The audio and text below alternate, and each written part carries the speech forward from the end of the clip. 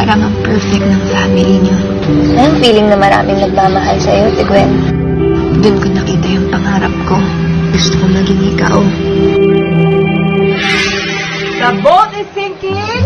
Group yourselves into... At hindi po ako kasali. Ha? Batang babaeng nakabuntot kay Gwen ngayon. Si Jasmine yan. Nasaan ang pamilya mo? Hindi mo alam? Orphan daw yung tawag sa akin. Ang sarap siguro nung may ate kang nagmamahal tsaka nag-aalaga sa'yo.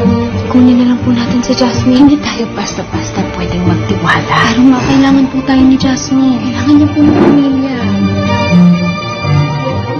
Ang nagkaroon ng bagong buhay itong bahay namin.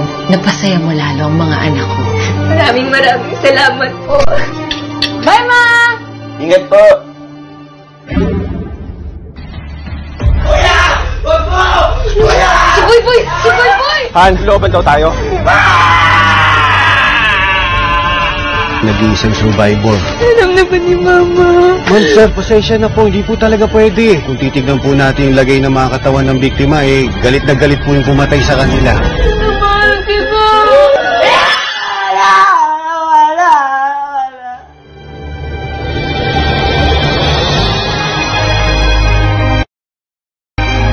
Kasalanan